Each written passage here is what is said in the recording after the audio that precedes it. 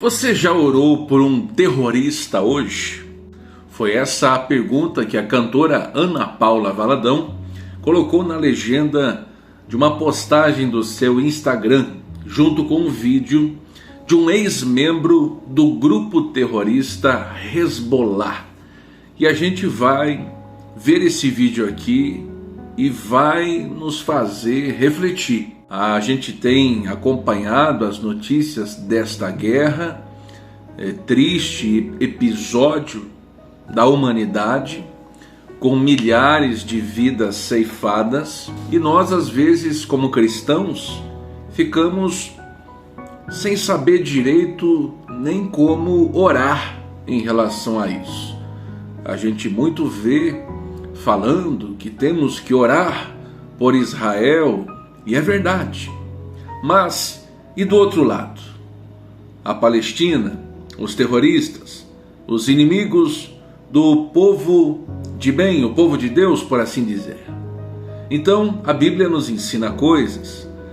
Nós vamos acompanhar agora o vídeo desse ex-participante, que foi um homem muito usado pelo lado mau, pelo lado distorcido do inimigo, e quando ele então teve a sua conversão ao cristianismo, ele passou então a trazer, através do seu testemunho, uma orientação, uma direção para que as pessoas que às vezes de fora não conseguem compreender o que se passa ao certo dentro de um grupo terrorista como este, possa saber um pouco mais como orar em relação a isso. Vai ser muito interessante, assista até o final, é um dos vídeos mais importantes agora aqui desse canal, nesses dias. Deixa o like aqui no vídeo e vamos assistir um trecho dessa entrevista que esse ex-combatente do Hezbollah, ele traz algumas revelações.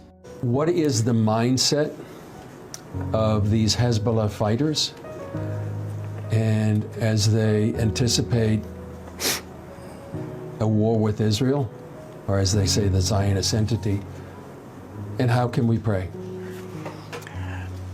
I gotta tell you what I felt when I was part of Hezbollah, when I volunteered to walk on landmines. Two elements. It was the element of me believing in Islam. But the hurt that I had, the desperation, I lived in Abadan. We lost our home within half an hour in the bombs, the first city that got attacked. All of that loss helped create an atmosphere in my heart and mind for the mullahs, for the imams, to fill it with anger, hatred, and lies.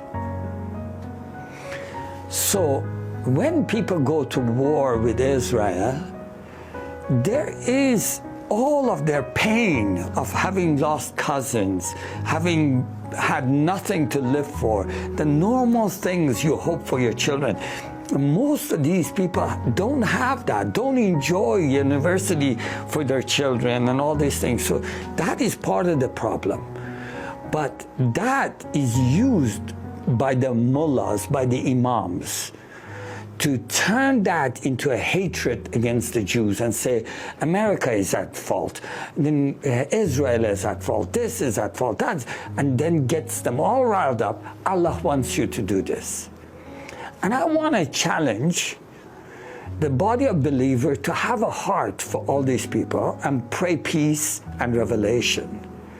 But also, if I can take this, if there is any Muslim seeing this right now, I want to challenge them. And I want to say, how come all these mullahs who believe so much in the will of Allah and who believe in heaven and being a martyr, how come they are not on the front line? How come their sons and daughters and their grandchildren are not on the front line?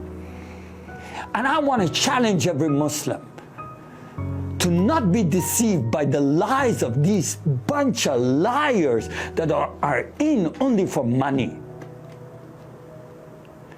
And they know that my life is online because I'm calling them out.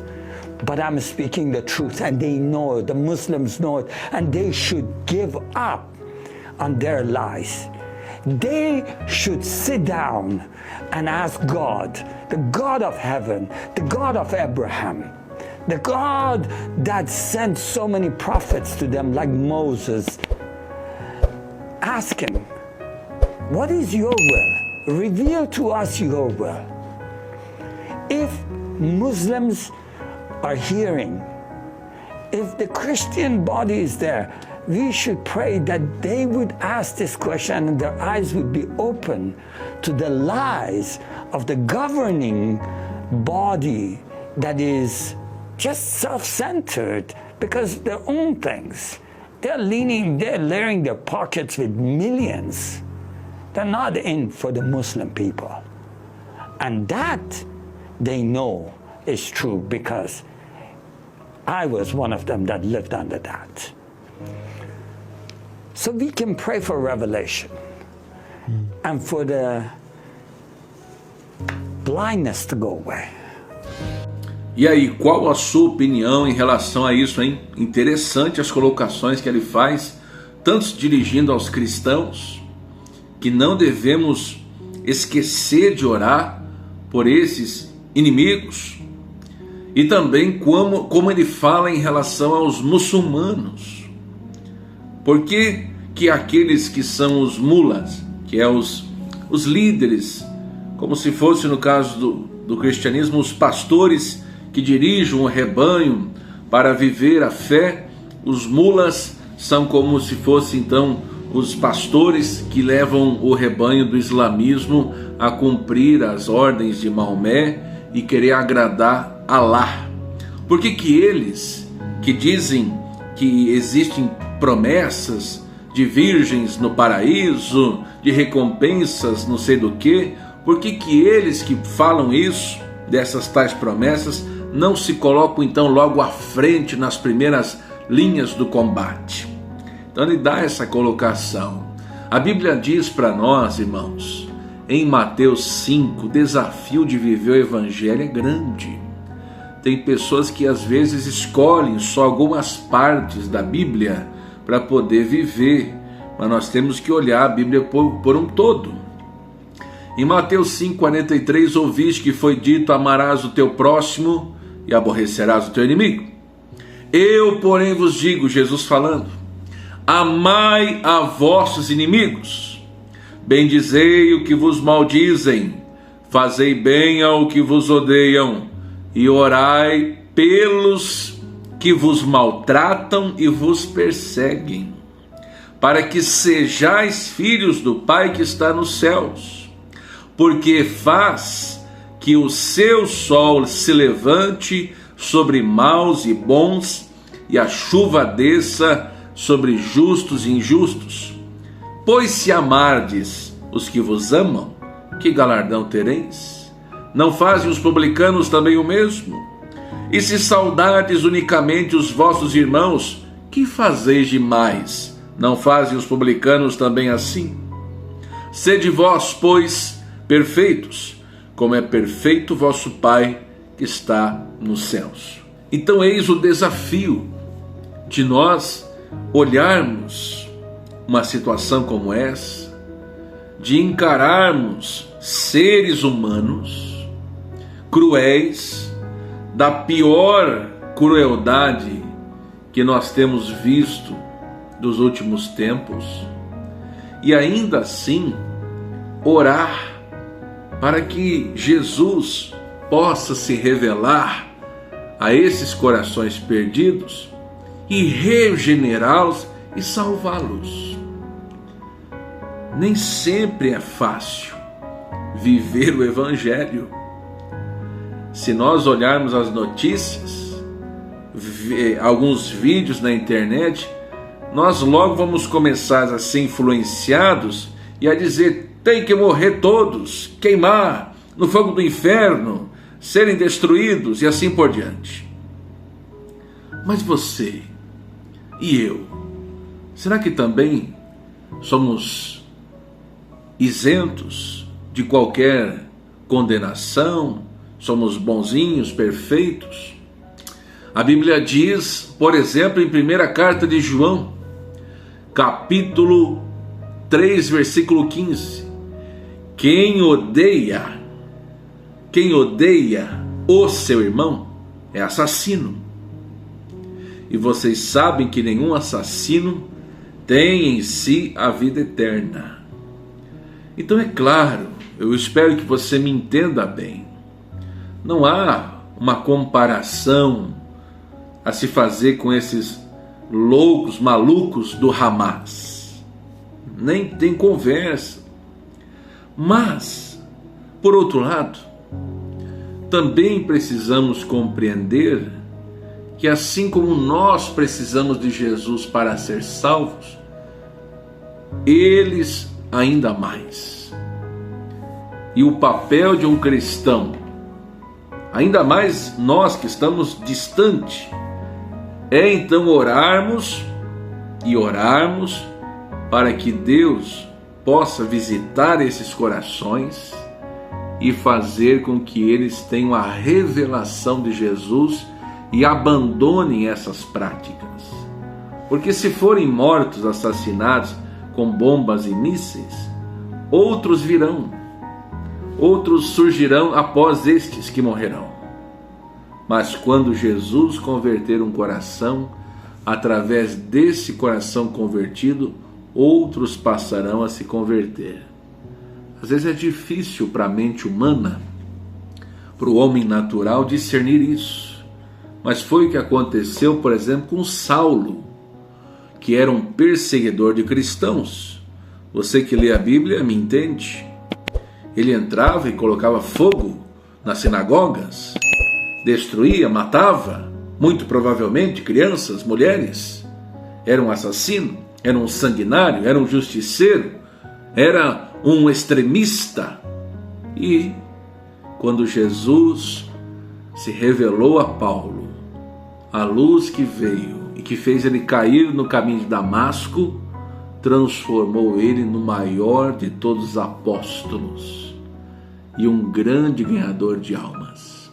O mesmo aconteceu com esse homem chamado Afshin Javid. Certa vez ele estava a caminho dos Estados Unidos, ele conta em uma entrevista à CBN, a mesma que apareceu no vídeo, e ele estava a caminho dos Estados Unidos para converter cristãos ao Islã. E ele tinha 30 passaportes ilegais na época. Ele foi preso e colocado na prisão na Malásia. Ele era um muçulmano dedicado, que não apenas realizava orações, mas ele lia o Alcorão de capa a capa a cada 10 dias. Ele falava, eu era muito dedicado durante meu tempo na prisão. E ele diz que uma certa vez, enquanto ele estava orando na prisão, um homem apareceu na sua frente. O seu ser brilhava como luz. Essa luz não era uma luz normal e carregava uma identidade nela. Afshin sabia que aquele homem era santo e instantaneamente soube que ele mesmo não era. Mesmo que eu tivesse feito tantas orações, mesmo que eu tivesse jejuado muito e lido o Alcorão, participado de atividades como desarmar minas terrestres ou enforcar pessoas para agradar a Alá, eu sabia que mesmo que tivesse seguido todas as regras e regulamentos do Islã, eu não era justo nem santo. E eu sabia que a única coisa justa era que ele me matasse. Revela Afshin, segundo a CBN News. No entanto, Afshin não queria morrer. Ele correu para um canto do quarto, começou a gritar por perdão, achando que ele não iria ser perdoado. Até que ele sentiu um toque no seu braço e uma voz que dizia, eu te perdoo. Senti o peso sendo retirado de mim e eu sabia que estava perdoado, mas não sabia como. Eu estava confuso, ainda assim pensei, eu não entendo. Somente Deus pode perdoar, mas você me perdoou. Você é Deus, mas é um Deus diferente daquele que eu estudei.